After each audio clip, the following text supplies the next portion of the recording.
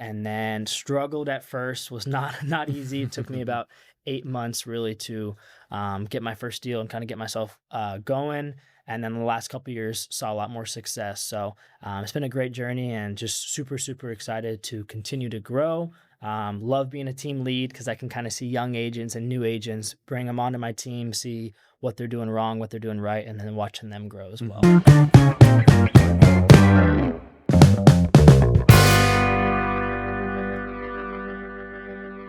All right, well, welcome back to the Mortgage Lounge. I am Mike Rambow, loan officer with JMJ Financial, and today we have Zach Mickelson, and with just 4 years of experience, and at 24 years old, he's already done more than $50 million in production, and is currently leading a team as well. So we're excited to have you here. Thank you very much. I'm very, very excited. I appreciate it. Yeah, no, absolutely. Do you want to just give us a bit about who you are, where you're from? Yeah, so I'm in Orange County, born and raised. Got my office and my team in Brea, California. Like I said, grew up in Fullerton, went to Fullerton High School, went to Cal State Fullerton. So local, born and raised. I started at 19 years old, got licensed right out of high school. COVID was senior year, so jumped right into real estate. Never had any other job, didn't really know what I was doing. Just got into it and then struggled at first. Was not easy. It took me about 8 months really to get my first deal and kind of get myself going. And then the last couple years saw a lot more success. So it's been a great journey and just super, super excited to continue to grow. Love being a team lead because I can kind of see young agents and new agents, bring them onto my team, see what they're doing wrong, what they're doing right, and then watching them grow as well. Nice. You said 8 months to your first deal? Yeah, it took a while. And it was, yeah. I don't think that's entirely atypical, especially if you were out in the desert just trying to prospect and make it happen on yourself, as opposed to some models where you're fed more leads, right? So you must have had a lot of wherewithal and grit to know that this is the direction you wanted to go to get through that. For sure. No Zillow leads or nothing like that. So it was just door knocking, cold calling, and then I'd get appointments, I'd have showings, and things just weren't going right. So it took a while, and then definitely lacked a lot of confidence at first. But once you get that first one going and things start working, you get the confidence. Such a difference between 1 and 0, right?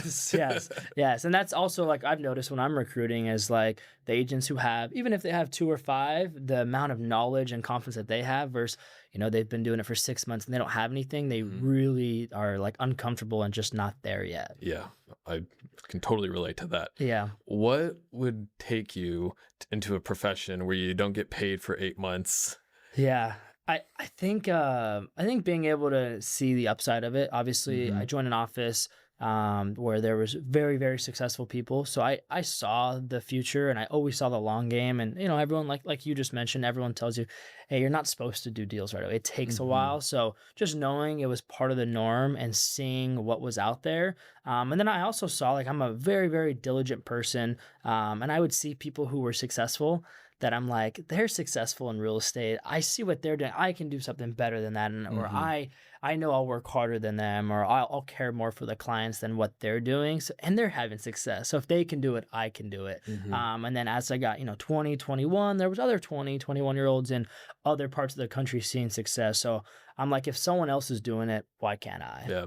I feel like I really relate to that. I have a lot of that as well. Yeah. And not just in business, but just in life. And in some cases you hit short terms because like I played high school basketball and at a certain point I was like, oh, I'm not going to grow to be 6'8", right? So maybe this isn't the particular thing that I'm going to compete in. But definitely an attitude of like, if someone else has done it, then I'm capable as well. Absolutely. Yeah. Especially in real estate, someone has done it. So why can't I? Even when you go into luxury or first time home buyers, whatever it is, there's someone else has done it. And why can't I? Yeah.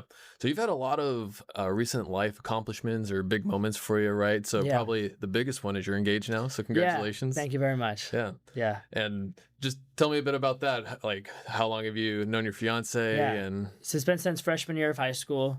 So we're 8 years now. We're getting married in 2 weeks. So super excited for that. We're getting married in Cabo. Then we have our honeymoon, which I was telling you a little bit about before. So it's been super grateful to have that person, with you to watch me grow. And then she's part of the team. She has a degree in marketing, so she helps with all of our marketing, admin, and is able to like keep me on track. But it's really nice, especially like as you know, in this industry, you have long nights and you have long days, you have weekends, and being able to have someone who's there with you or totally understanding of it makes this career a lot easier. Yeah, I would imagine during those initial 8 months, that was probably a big piece of it too. Oh, for sure. And even when I opened my office, there was nights till 10 o'clock, 11 o'clock. We're just building stuff or just like getting the office ready or doing things. And it's like sort of take out and let's hang out and let's just, still be there together doing it. And being fully understanding of it is super, super important. So I'm very grateful for that. Yeah, awesome. Well, I'm grateful that you're here 2 weeks before your wedding because I know that you're in crunch time. So. Yeah. Just trying to get all these appointments, everything handled. Wedding's is handled. We're ready to go. It's just being able to get all these appointments, but yeah, I'm excited. Yeah, well, congratulations. Thank you. So everything else is second fiddle to that, but yeah, I know that you also recently graduated as well, right? Yeah, so that was actually a cool thing. Was I graduated Cal State Fullerton last year, and I did night classes completely. So a lot of my clients, even friends and like family, like no one really even kind of knew I was in college. I started college. I had good grades in high school, so I had a grant. So I wasn't paying much for it, and I transferred to Cal State Fullerton, and that's kind of when I started to see success already as a realtor. And I could have totally just like stopped and just went full time into real estate, which I was still full time. But I was like, I already started. Why not finish? I plan to be in real estate for as long as I can. But you never know. You never know what 5-10 years, the world might change with everything gone into AI. You just never know. So I was like, why not just continue, get my degree? It'd be easier to get it now than in 10-15 years when I have kids and all that. So I finished and got my degree. I took I think it was Monday, Tuesday, Wednesday night classes, 7 to 10 p.m. Every single week. And then I did online classes as well. And so I got out of Cal State Fullerton in 2 years. I got my degree. I did JC first, then Cal State Fullerton. So I got my degree, and I remember like posting like I graduated, and I had like clients swipe up like, dude, you're in college? Like I had no idea. But the good thing was from there is, obviously college kids are looking into real estate. A lot of them are able to relate to me more. Where they're like, hey, I'm in college. Like, how did you do both? Because, when other agents are going to other recruiting, they're the agents that are 50, 60-year-olds like, oh, yeah, I did that back in the day. And it's hard for those college kids to relate where it's like, no, I did that last year. And here's how I was able to see success. I sold $25 million of real estate while I was in college. And so there is a way to be successful. It wasn't easy. I was full-time student, full-time realtor. So a lot of sacrifice, a lot of late nights, and then you're right back to real estate the next day. But real estate was always number one, and then school was kind of like a number two. So if like I had a showing at night, I went to the showing and missed class and had to figure it out. So it was always real estate first, but was pretty cool to be able to accomplish that. Yeah, I'm getting the sense that you're the sleep when I'm dead kind of guy. Yeah. Like I'm up at 4:30 every single day, and yeah, I'm five. I just need like 5 to 6 hours, and I'm good. So, nice. Yeah, I'm with you. Where it's like you're only young once. Like you've only really got one shot at life, so do everything you can to the best of your ability. And yeah, like you said, sleep when you're dead. So I'll sleep when I'm old, retired, and I'm like vacationing. I'll sleep then. Yeah, absolutely. So I think that college has really changed the perception of it, what it is, the purpose of it. And in real estate, it's not needed to have a degree. And I would actually say that I think most people in real estate have their high school diploma and didn't pursue further education. So I'm just curious what your main motivation was when you already had your career going to go to school, and then how much of it has translated, and do you think you're a better team lead, realtor in person because of it? I think really that last year, so my senior year of college, because like I said, I was already in that, like when I was 19 and I wasn't getting any real estate, I was like, okay, try it out because you don't know where it's going to go. But when I was in that last year of college, I was seeing a lot of success. I had sold 10 deals that year before. And I'm like, do I really need to finish out this like fourth year? And it was just, like I said, like, man, just if you started it, just finish it. It was something that's like always been drilled into me since I've been a kid. So it's like, I just don't want to give up. I feel like even though I might not need it, I just don't want to be the one to give up on it. So really just felt like, I guess, proud to be able to finish it. And then, yeah, to your point, college has changed completely. Even from when I was younger, it's like, you have to go to college, and I definitely don't agree with that. I think depending on what your job is and the field that you want to go into, or even if you just want to go have that lifestyle and experience it, no problem. But some people just feel they have to go, and it sets them back in life.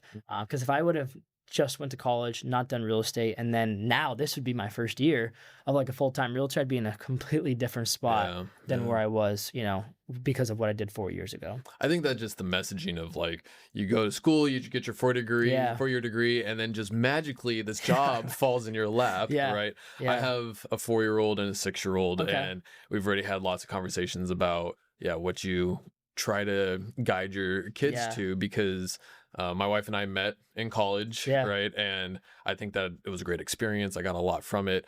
I have a degree in engineering, which is not needed to do this job, or really any job that I've ever done. And we share a really similar sentiment where I think that you can get a lot out of school, but it's not needed for every direction. Yeah. It's early to tell, but I have one boy where I don't know if college is going to be for him, because he's, I think, already so entrepreneurial and very driven and focused that he could do something that doesn't require college, right? Yeah. The other one is more of our civil servant, where it's like, I think a 4-year degree is going to be really great for you, because, maybe someday you work for a school district and impact lives that way. Yeah. Yeah, no, for sure. And I think in terms of real estate, like you said, you can learn some skills, you can meet a lot of people, and that could set you up, but definitely not needed. A lot of us are just high school or college dropouts, where it's like, oh, we couldn't get it, so we got into real estate. We're not. It's not this very like smart like job. Like you got to work hard and you got to know what you're doing, but you can learn that all from either 19 years old or 50 years old. It doesn't have to have this degree and you have to know all these things. So, I'm with you. I think if you're if you're a senior in high school or you're a freshman in college and you're thinking of real estate, I would just recommend get your license and try it out, rather than, okay, let's wait all 4 years of college and then go. It's not going to change. I would say get your license as soon as you can and start to get experience and start learning as much thing. Because even the online things, or going and working at like a property management or like a assistant role, that you don't learn as much as, oh, no, you're licensed and you don't make money until you sell a house. Yeah. That is where you will learn the absolute most. I think there's been a trend towards just-in-time learning versus just-in-case. Oh, yeah. And when you're knocking on doors and you got to know what to say next, like that's under just-in-time, right? For sure. When you're sitting in a classroom and maybe someday that scenario will come up, that's the just-in-case. So absolutely. That real-life experience. A lot of schools, I think, are trying to make the curriculum be as real-world as possible. Yeah. And I'm wondering at what point you just cut out the middleman. Absolutely. And you go and do it, right? There's nothing more real than going and knocking on 50 doors a day, having no money, nothing. Like, I have to sell a house. Let me go learn things. People throw crazy words at you, or situations like, oh, I don't know what I'm doing. Let me go figure that out. So I think if you're young, or you're thinking of real estate, it's get your license and just go try it. Go do it. Go do some open houses. Go door knock. Go cold call. Post on social media and get that like real life experience. Because sitting in a classroom, I think there's even like real estate classes. I remember every time I was in college, people were like, "Oh, I got like a real estate class after." And I'm like, "Are you guys like licensed?" They're like, "No." I'm like, and it's like, just go do it. Like, go learn. So, the action in real estate is where you will learn the most. I find that overthinking is one of the biggest inhibitors of being a good realtor, lender, or anybody where you're in a business development kind of role. Sure. Yeah, when I first got started, so part of those 8 months I was telling you about where I didn't do any deals, I would watch videos every single day. That was kind of like the training part. I would never go out, and I wasn't really knocking. It took a couple months, but it was like what I was taught was, hey, watch these videos, go to these meetings. I'd go to like 3 or 4 meetings a day, and I learned a bunch, but there's no action in that. Yeah. Like then it was like, okay, well, let's go take action.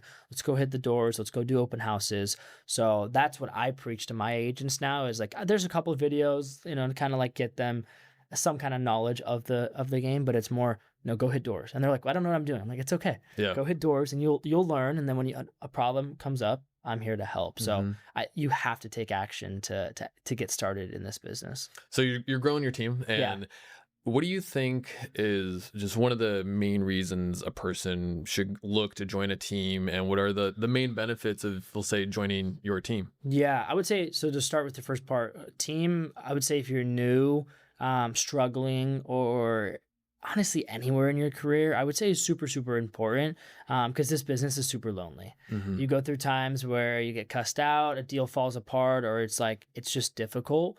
And it's like when you don't have people to support you or like kind of like rely on, or hey, I'm struggling with this, what do I do? It's tough. And I know Hmm. there's a lot of brokerages out there that will offer, meetings, and they'll offer like brokerage support and stuff like that. But when you can have a tight knit group and like people that are super close with each other, oh, hey, I have this off market. Hey, how can we help each other? That will take your business to another level, especially when you're new. It's good to see other new people on your team, people who are successful, to be able to see a team lead that's there to support you. So if you're new, would highly, highly recommend it. And then a little bit about my team and then like why to join my team. Hmm. If you're young and hungry, like Hmm. I'm creating a culture of a super, super hungry agents, people that will just get out there and do anything they can for their clients and for their Hmm. business, and that truly want it, that they know they're 100% committed to real estate. Because once you get in that right mindset and like that feel, that, I mean, 10 deals a year your first year is possible, which is Hmm. crazy, but it is Yeah. possible, especially with the right like leadership and tools that I can give. And then the reason to join my team is I just went through it. I can relate to you now Hmm. rather than a lot of team leads like, oh, 25 years ago, Yeah. I went through that, or, Yeah. before the MLS, and they're Right. telling all Yeah. these stories, and these Yeah. agents are like, I don't get that. Like I can relate to you. So Hmm. I just went through it. I just went through college. I just got my license. I can go through and relate to exactly what you're feeling and going through. And Hmm. and I find pride in, like, I have a new agent, and in 2 months, he got an escrow. And it took me 8 months, and I feel pride, like, okay, I was able to help him with that. And, Yeah. he talks a little crap, like, hey, it took me 2 months, it took you 8 months. And I'm like, that's okay. Like, you were able to use the tools and you went and did it. So, like, now I'm able to build off of that. So, I want the goals that like the things that I hit and accomplish, I want everyone else on my team to get even faster. So, Hmm. I see a lot of pride in that. Yeah. When you talk about it being a lonely job, Yeah. another thing I really relate to. Yeah. So prior to getting into mortgage, I did a corporate sales job and traveled a lot, Okay. and you're on the road. Yeah. And if you're a good salesperson, you're not hanging out with your coworkers at the office. Yeah. You're 100 miles away at your customer. Yeah. And you make friends with your customers, and I have customers that I'm still friends with, right? But there were times where it's Christmas time and you're stopping by to drop off your Christmas gift or say hello, or do the pop by, right? Yeah. And you're like, I'm a part of this team, but I'm not, Yeah. right? So I definitely recognize that, where I think at JMJ we have a great culture where it Yeah. is nice to have people that are your true colleagues, and you can just be yourself and Yeah. be open and honest with them, and you have some of that sense of community. For sure. Culture, I think, is everything. And I think a lot of people will get on the wrong teams, Mm-hmm. just because maybe like their team leader is successful or they got referred over, and that's why they'll get like a bad rep of teams, because they weren't actually getting the training. A team leader should be very, very involved in like your business. Like they're getting a Mm-hmm. portion of what you're making. Mm-hmm. And so they should know what's going on. So I'm super, super hands on. Like I know all of like my agents, I know all their leads. So something else pops up, I'm sending it to them, they're sending it to their clients, or a Right. new listing, or I hear something out from I'm at a networking event and someone has something, I'm like, wait, someone on my team has that. So I'm super, super involved. And I think people, like, to your point, they actually feel lonely sometimes on teams because they're not their team lead, or someone is just not the right culture for Mm-hmm. them. So I think being able to find the right people and the right tools and resources are super important. But if you want it, like if you want it in this industry and you like truly, truly want it, like you want to be successful, Mm-hmm. you will see success. I think it's almost hard to fail if If you you are really just want. doing the right things and you Mm-hmm. want it, because it is a it is an easy industry, and I don't mean that lightly. Like, it's an easy industry when you just do the right things. Mm-hmm. But doing the right things is sometimes hard when everyone else around you is not doing them. Yeah. I I like to say that it's not it's not complex, Yes, right? 100%. It's not. I'm Yeah. not saying it's super easy. Like, you could Yeah. just stand out there, because I thought when I get licensed, just someone's gonna call me. No, Yeah. that doesn't happen. You have to go take action. Mm-hmm. But everything's given to you. Like, hey, go hit these doors, go talk to these amount of people. It's a numbers game. So it's Mhm. like if you're not hitting your numbers, that's on you. But if you're hitting your numbers and you have the skill set, you are going to see success. Yeah. And being 100% commission is a real gut Yeah. check because Yeah. there is no shortcut. There is no feel No. good.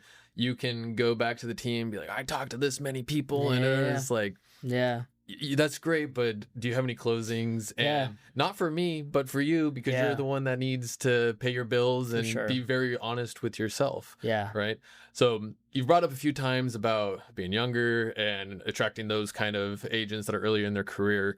What do you think just are some of the limiting beliefs that younger people have about getting into an industry like this? And I think, I've seen your content where you have a lot of big listings. It's Yeah. not like you sought out and said, I'm going to go after the first time buyer and the lowest price point I can. You've really shot for higher end clientele right away. Yeah. So I think the first belief is that you can do it. Like you have to get out of the mindset of I'm young or it's not possible.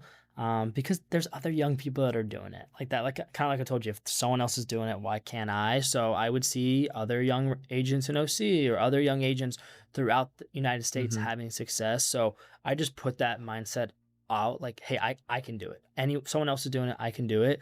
And then the big thing was getting the confidence. Once I got the confidence, like and you go through some of those like miserable escrows and you learn a Mhm. bunch. It's like I went through it. Now I can go get that higher price one. Because what I've found is higher price listings and higher price buyers have been so much easier than first time home buyers or the condo that's like 500,000 that's like struggling and it's hard. So I'm noticing finding higher priced where we're actually making more money is actually easier because they've been through it before and they're really just looking for like a niche property. And when you go work hard for them, they really see the value in that. Mhm. So yeah, right away, I never really like wanted to go after like the condos or like, outside of our average price point OC is already so high. So I was like, Mhm. let's just stay here and let's go in the neighborhoods that I know well, that other agents at my office are getting listings in and just go after them. So yeah, never really felt afraid to go after them. And then once I got the confidence, it's like, let's just go do it. Yeah, I think that is such a hack and Yeah. somewhat of a secret in any realm of sales Yeah. that starting at quote unquote entry level Yeah. is not easier. Yeah. And particularly in real estate, if a person has the financial means to buy a $2 million house, they've done other things right in Correct. their life. Yes. Maybe that thing was being born into the right family. Correct. But 100%. more times than not, these people have worked hard and they've Yeah. taken a number of steps that have led them to this point. So they have some form of wherewithal and they can take advice and they know how to Yeah. leverage experts. Yeah. And that does make it a little easier. For sure. And some of them are hustlers, just like Mhm. me, where they were like they see the grind. They see, oh, Zach's sending me all these houses, or oh, Zach went and previewed a home and sent me a video, or like rather than like, oh, it's on Zillow, stop by the open house, that they're gonna hear from the 40, the agent with 40 years of experience. They're gonna like, wow, this guy's hustling for me. Let's give him a chance. So many people when I was like new were like, oh, I'll give you a chance. I'll give you a chance. And I'm like, I love that. Just give me the opportunity and I won't disappoint. So Yeah. I've also come to realize people they don't care about the experience. They want the expertise. So they don't care if you've been doing it for 30 years or 3 years. They want an expert. And it's not hard to become an expert in any market that you go in, especially with AI now. On your drive over there, you could be running through Claude, ChatGPT, and learning all about the neighborhood and all the sales. So anytime I go on a listing appointment, I will know every single sale in there. I will know in the last 365 days which homes sold, which homes canceled, which homes expired, Mhm. what did they list for, what did they. So it's like, and I'll list them, and I'll sometimes even look at the owner's name or the agent. I'll be like, oh Mhm.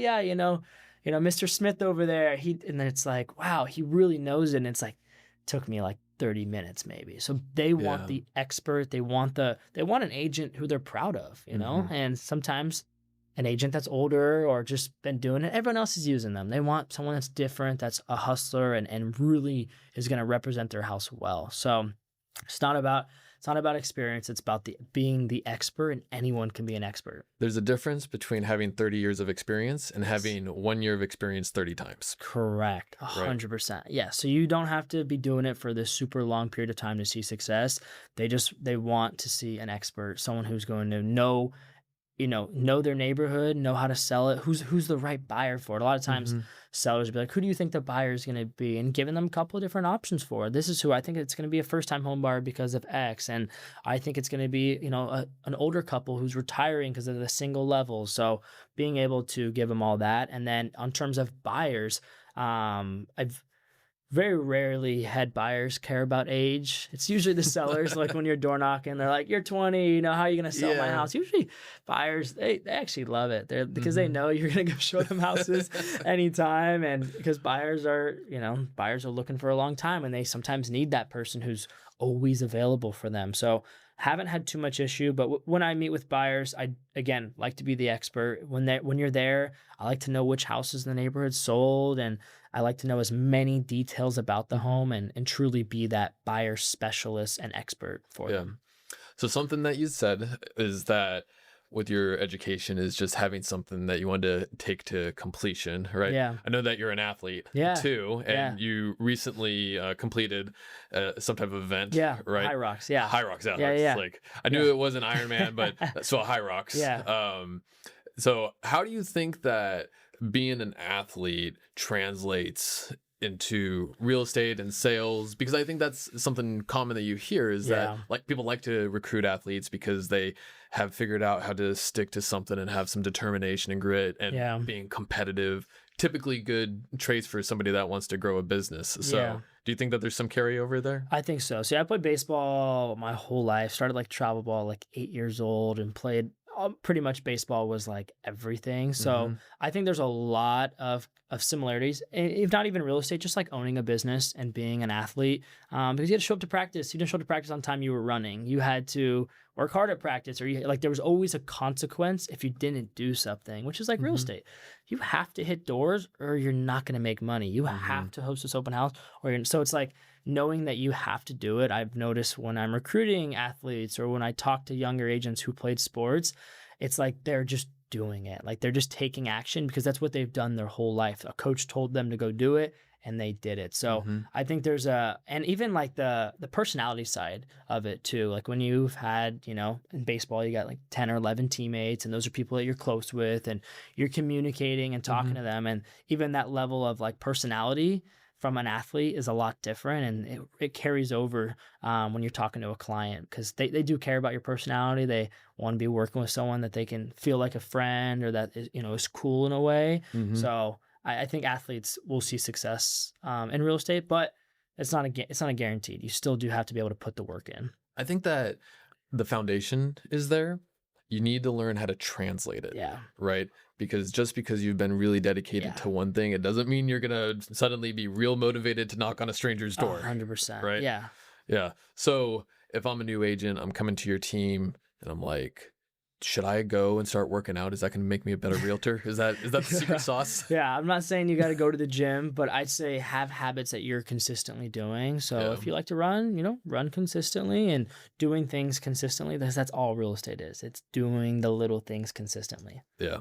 So, very cool. So talking to consumers out there, some buyers and sellers, what would you say is one of the things that holds people back? And whether it's in their mind or if it's something financially, what's the main obstacle people need to overcome? I would say the biggest thing is no plan. Like a lot of times we'll host open houses. A buyer's like, oh, I've been looking for a year. I've been looking for, 2 years, 6 months, whatever it is. And I'm like, oh, we have an agent. I'm like, no problem. You guys ever sat down and do you guys know what contingencies are? Do you guys know what earnest money deposit is? Do you know? No, it doesn't matter. We're just got to find the home. And it's like, it's not true. It's not true at all. Since I've opened my office, I never did buyer consultations before, full transparency. For 3 years Okay. of real estate, I was that agent that just showed homes. Hmm. And over the last year and a half now, I I do a buyer consultation every single time. And the amount of success that we see from doing a buyer consultation, going over a full plan with them, like, and I'll show them like their criteria is this. Here's the current homes that are available. Here's the neighborhoods we should look at, and then go through the full escrow process with them. They're way more likely to find a home than not because they understand the plan. There's Yeah. so many buyers that I think that they're active or think that they want to buy a home, but they're not ready, or they haven't got the information yet. So Hmm. I think that's one of the biggest with buyers. And then I feel like with sellers, always like I don't want to say excuse, but like something that always holds them back is, oh, I have an interest rate of 2% or 3%. But at the end of the day, like if we can get you the same payment on the home that you're buying, if you're going to downsize, I understand, Mr. Seller, you have a 2% interest rate, but you're currently paying $6,000 a month with your mortgage. If I can get you a $6,000 mortgage when you downsize, even though your rate might be 6%, is that something that you're willing to? Oh yeah, well that's never a conversation that anyone brings up to them. They're like, oh well, I'll call you when rates are at Yeah. 2%. It's like that's not Yeah. gonna happen. So Hmm. I think being able to really just give buyers and sellers the solutions, and like rather than just like letting their excuse kind of stop you, because the biggest thing, and like it's payment. It's not the price, it's not the Yeah. interest rate you Yes. have, it's not the price you bought your home for 40 years ago, or the price you're going to sell it for now, or the home. It's all about your payments. Yeah. Are you comfortable making these payments? Are you able to make the jump with it? And so I think people are afraid to like get into payment talk, but that's really all it's about. Yeah. I think, man, I've had so many people walk away from 2.5% interest rates, Yeah, and it sounds crazy, yeah, but it comes down to purpose, yeah, and real estate is shelter. Not, it's a great investment, especially if you're buying in the right area. yeah, But like one client that comes to mind in particular, it was shortly after we did the refinance, just maybe yeah, 2, 3 years after, but the dream house came yeah, where they can be close to the grandkids, and they didn't care yeah. because it was all about the house and Yeah. not the rate. Yeah, quality of life. When I'm sure when they're dying, they're not gonna be like, man, we got rid of that 2% rate. But it's like, no, we got to spend more time with the grandkids. Yeah. So I think when people have a motivation, they have a reason why. Find a solution for them. Mhm. There's always a solution out there. So find the solution to how to get them from point A to point B. Yeah. And I love your comment about it's about the payment. Yeah, It's not about the rate. It's not even price of the home affects payment, correct. right? But otherwise, the price of the home, especially when you're financing, Yeah, it's, to me, it's less relevant. So yeah, an exercise I'll often do with clients is we'll do a payment scenario, which including your tax and insurance, yeah. and here's your all-in payment. And actually, this week I was doing one where the payment was about $6,500 Okay. for their scenario, and they're like, "Well, what are rates gonna do?" And in the back of their mind, what they're really asking is, "Should I wait until rates come down?" Correct. Yeah, So I was like, we'll get to that. yeah, And let's do the scenario where rather than the rate I'm using, I'm going to do a rate that's 1% less, Yeah. which is a big, big difference. it is. Right. In the last few years, like over 3 years, maybe we've seen a 1% change Yeah. in rate. Yeah. Right.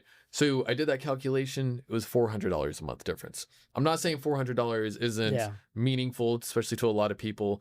But when the total payment was 65, Yeah. it's like that's not moving the needle Yeah. in the way that you want it to. The bigger movement is if you change the price. Let's Yes. take it down 100,000 and see what that does, or Correct. more, Yeah. right? So to your point, you could, especially if you're downsizing, you could end up with a smaller payment, especially if you've owned the house for a while and you have a bunch of proceeds and you need a smaller loan. Absolutely. So yeah, to your point, $400. It's sometimes a couple dinners. Hey, we lay off a couple dinners Yeah. for a couple months, and you're at that payment, and now you get the house that you want. But the other thing to your question of like, how do people miss out or whatever? It's when you get to the negotiation of I submit at $1 million, and they just start to get in their head, I'm not going to pay $1 over $1 million. And it's like, we can get the home for $1,010,000. We just got to come up 10,000, which, as you know, is only $70 to $100 a month difference on your monthly payment. Yeah. And they're like, no, we're not going to come up 10,000. It's like, but here's what you're missing. You're missing the house on $70 a month. Yeah. $70. Like that is so, like, I'm not saying, again, it could be minimal in the long run. So I think people get so caught up sometimes in price of, oh, I really want the house for this. Or all the time we'll get, oh, I won't sell my house for under $1 million. It's like, okay, so what if I brought you 990? I'd consider. What about 975? I mean, and it's like, so why is that number in your head? Like, I think a lot of time people get so fixated on the number of what they're selling for or what they're buying for. Mm-hmm. And sometimes it really doesn't matter. It's either the payment or it's what they're going to net when they sell.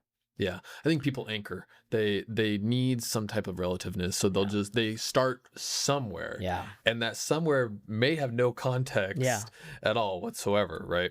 I look at home appreciation, and a typical real estate year is 5%. Yeah. Right. So if you say a home appreciates 1 or 2%, then that's a down year in some regards, right? If you walked away from a house over $5,000, right? And if that house, we'll just say, was $1 million for easy math, in that 2% appreciation year, you walked away from 20 grand in the first year because of $5,000 difference in that price. Right. It's the right way to look at it. And sometimes it's hard to explain that to a buyer, especially when they're in like the heat of the moment where we got to get a counter back to them in the next couple hours. It sometimes is hard, but that's the importance of the buyer consultation. Mm-hmm. Like you said, buyer consultation with your agent, buyer consultation with your lender. Like, hey, remember a couple weeks ago we talked about the situation? Because it comes off salesy a little bit when you're like, hey, come up 5,000, the house is yours. Or like, wait. It's like, no, we talked about this a couple weeks ago. Your payment only goes up to this amount. Your home's going to appreciate X amount in this amount of years. Like, this is the situation we talked about. And that's why that buyer consultation, where they can understand it. Oh, that's the situation Zach said we were going to be in. It's a little bit competitive. We got to come up a little bit. House is ours. Let's do it. Yeah. Or when you're just shopping, it's like, well, I don't even know what the difference is. I'm just move on. You know what? If the seller doesn't want my offer, I'll move on. I'll find something better. And then they look for the next 3 years and they don't find anything. So it's like there's so many little details. I have I think about these people all the time. One of my first ever clients, we missed out on a house. We're selling their house. They had some good amount of proceeds. They wanted to do that step up. We missed a house over $5,000. $5,000. We submitted at $950. It sold for $955. If we would have been up to $955, they would have taken our offer. We had better terms. And I told them, I was like, we're gonna miss out on this. And like, we're just gonna go rent. We're just gonna go rent for a year, 2 years, spend 3.5 years. They're still renting. That $950 house is now at 1.1, and they are completely priced out. Yes. And it's like, we're just gonna have to continue to rent. And it's like, I tell them, and they're like, we regret it. And it was in the heat of the moment, they felt that they, were making the right decision, but it's tough. And it's like, there's unfortunately nothing we can do about it except for learn from it and then try to get you in something now. Yeah. You don't know when the big year is going to be. Yeah. I mean, 2021 was quite the year to be in real estate because it was just a wild time. But you look back at it and you just try to wrap your head around 20% appreciation in a single year. Yeah. That was a lot. Yeah. But even in more typical years, which these last few years, even though there's been ups and downs throughout the year, which is common, real estate, at least in Orange County, has continued to appreciate, even if it is at a slower clip. So you're right, you just continue to fall behind the 8 ball a little bit. I'm curious. So for those not familiar, recently there was a law change where now agents have to have a buyer broker agreement in order to tour homes or write contracts. So there's a little bit more formality in the process. What I'm curious about is your buyer consultation. Yeah. Was that the origin that you had to start getting the BRBCs signed? And now that you're doing the buyer consultations, some of this resistance of moving forward, you talked about having a plan. Yeah. Has the BRBC and these buyer consultations helped you give a better consultation, lay out people's goals, and help them move forward? Absolutely. So the buyer consultation more started because now I have an office where I have a TV. I was never really in like the spot to present it. Okay. So I had more of like, okay, here's a great setup I have a conference room, and it's just easier now at my office in a physical location. But the BRBC has been, all agents did for months was complain about it, how it's going to ruin their business. I couldn't disagree more. I think I think it's awesome because it's like, Mm-hmm. hey, I'm committing to you, you're committing to me, and it's like, and I think if the agents who are afraid to get them signed or don't have they don't know their value, or they're not providing any value. Because truly, how my team and myself work, when we get someone to sign a BRBC, we tell them, we say, you can fire us at any time.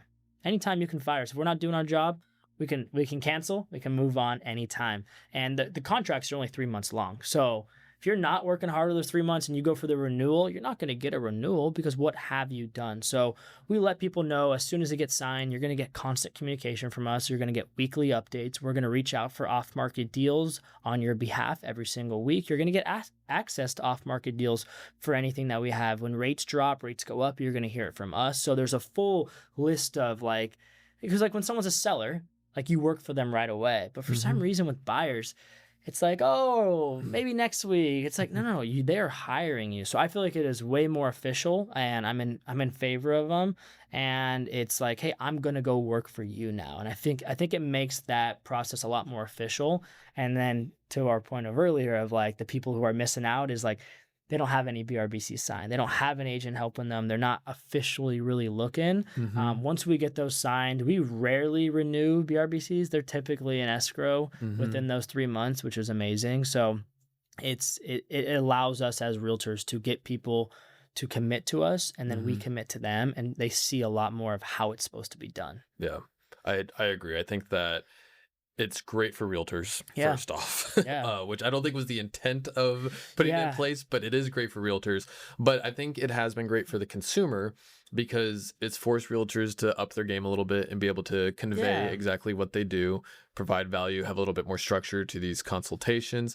And then the commitment piece is a big piece, right? Because if you're always kind of wishy-washy of working with different people, you're getting different advice, it's really hard to navigate something that's already tough to navigate. It is. Buying a home is not an easy process. So when you're hearing from 3 different realtors, and it's like, well, I don't really know, I'm hearing stuff on the news, what really is the truth? So I think BRBCs have been great. And I think there was a stat that came out that the whole point was, agent commission is supposed to go down. I'm pretty sure agent commission has gone up. And I think the agents that are making more money are the ones that are providing value. Hey, I charge this percent, and here's why. And then we get to submit an offer and say, hey, we're charging here, and we're submitting a good offer. We brought you a good client with good terms, with a good price, and here's what we're asking. Because back in the day, it said 2% on the MLS.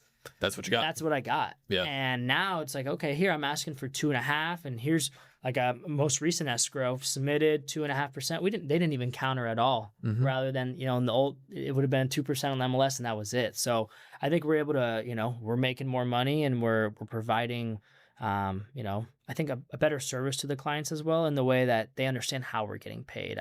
I feel like when I used to, before BRBCs, I never really talked commission. It was it's whatever's on the MLS.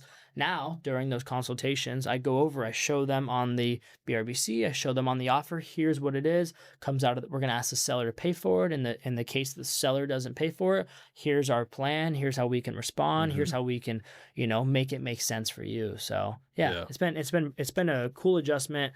I think anytime anything in real estate goes on, the agents who freak out are the agents who don't do any deals and don't do any business. So the agents who understand it and okay, how can we learn? Because you can't change it. There's no point in you're not fighting the system. There's no point in complaining about it. You don't have enough hundreds of millions of dollars to fight the system. There's no point in complaining about it. It's okay, here's the facts. How can we get ahead of everyone else? So I love it. And you, I think, alluded to the last point I was going to make on it, which is when it started, I saw a great divide between people who had support and infrastructure, whether it was at their office or if they were on a team, and the amount of communication that went out on this is how we're going to do it, these are going to be our consultations, and being ready and prepared for it, versus people who didn't have that same support, and it was mainly just fear and chaos. Oh yeah. So I think it's a plug to what you're doing and having a team, and these are the kind of things that you get benefit from when you are on a team. Yeah. I think I remember just hearing stories of agents I was talking to, and there was older agents that were retiring because of it. Yes, they were quitting. I saw that too. They were quitting because of a change in the industry. And again, for why I preach more and more for myself and young agents, we're going to adapt. I can't retire at 24. I can't. I'm Yeah, this is your. yeah, we're not there. So we have to adapt. And so when you're working with an agent that is just going to give up when there's a new law and a new change, and there's a lot going on right now with Compass and Zillow, and there's going to continue to be changes. And if you're not working at a team or with an agent that's like willing to accept the change, you're just going to struggle. Because you're going to, for 5 hours out of every single day, you're just going to go out getting coffee with agents and complain about it rather than just going and just getting and taking action. Yeah. That's all that. So, because you know what works is getting escrows, and like escrows will continue to pay you for the rest of your life. So the BRBC or Zillow leads or whatever it is, or coming soons and exclusives. Yeah. When you just stop worrying about all that and you just focus on what you need to do, you see a difference in your business. Yeah. I know for years people were so concerned about the e-buyer and people selling online. And from what I've seen, that is almost obsolete at this point. Yeah, and I think if your source of income, source of business in this field can be changed so quickly, you got to find a new source. Like I was telling you a little bit earlier, I get from door knocking, cold calling. I can't no one can stop me from door knocking. At least I don't think, unless there's a law that comes out. Like that's something that's not going to stop. Open houses aren't going to stop. Cold calling, referrals. Like I think Zillow's a good tool for certain agents. I've never been a Zillow agent. I've never got Zillow leads. I've never got any online leads. It just hasn't been something that I've liked. Doesn't mean it doesn't work. I think there's a lot of agents out there that are successful from it. But when a law can come out or something can change and that can just be obsolete, that should not be your only source of income. So I sometimes lose new agents that I'm recruiting and they go join Zillow teams, and it's like Zillow's only way for them getting business. And then 6 months I'll check in and they're unhappy with what's going on because Zillow's the only way that they're getting business and they want to grow organically. So I think to set up for retirement, to set up for your future, you have to have things and systems and tools that you could just, if you walked away or you weren't here, they're still running for you. Yeah.